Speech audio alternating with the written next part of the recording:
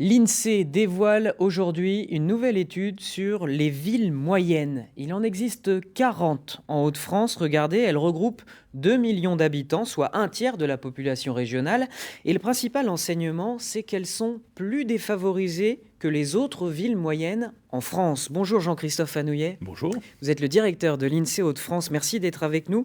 Ça veut dire quoi que nos villes moyennes picardes sont plus défavorisées ?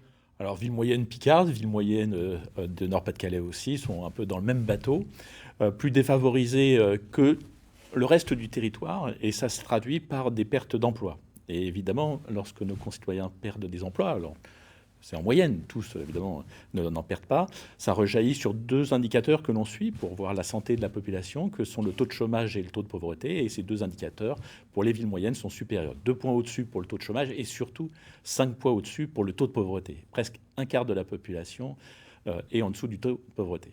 Alors, pour donner quelques exemples, on parle de quelles villes ? C'est surtout les villes de l'Oise ? Alors, pour la Picardie, c'est 11 villes moyennes.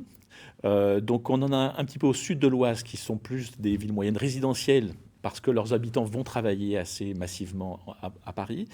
Et les autres sont plus des villes moyennes structurantes. Ça veut dire quoi ? Sur l'ensemble du territoire, qui est quand même assez vaste sur la Picardie, ça permet d'avoir de l'emploi et les populations autour ou à l'intérieur viennent y travailler. Alors, vous parlez des cadres dans l'Oise. Chantilly, par exemple, est une ville moyenne. Elle s'en sort plutôt mieux que les autres grâce aux cadres parisiens qui y habitent et qui gagnent plutôt bien leur vie. Alors Chantilly, par exemple, est un exemple, s'en sort plutôt bien puisqu'elle accueille des salariés qui travaillent à Paris, plutôt des cadres, et donc ça rejaillit sur la commune. Mais c'est l'arbre qui cache la forêt. C'est un peu un cas atypique sur le sud, puisqu'on a d'autres villes moyennes, comme Saint-Quentin, Laon, Soissons, qui ont plus de difficultés. Là, je cite l'Aisne, mais ça concerne aussi les autres départements. Alors c'est un constat bien triste. À quoi ça sert de faire ce constat ?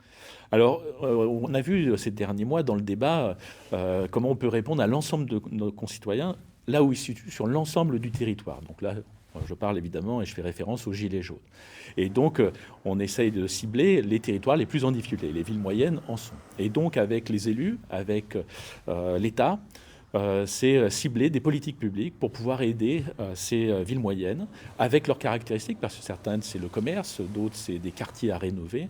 Quels moyens on peut y mettre et coordonner les forces des uns et des autres, et on sait qu'elles ne sont pas en force illimitée. Donc vous, INSEE, vous ciblez les lieux où il faudrait agir selon vous. Est-ce que vous donnez aussi des propositions, des solutions ? Ce n'est pas notre rôle. Notre rôle, c'est d'éclairer. Donc on donne les statistiques, les indicateurs. Alors les élus locaux connaissent ces chiffres-là, parfois plus ou moins, mais en tout cas, ça les éclaire. Mais en revanche, par exemple, la région a gagné des pouvoirs, des budgets. Et donc, ça lui permet de cibler ses politiques. Encore une fois, elle aussi devrait se sentir concernée. Et elle se sent Très concernée. Bien. Eh bien, merci beaucoup, Jean-Christophe Anouillet, donc directeur de l'INSEE Hauts-de-France, d'être venu nous parler de cette étude et de ces chiffres. Merci infiniment. Merci à vous.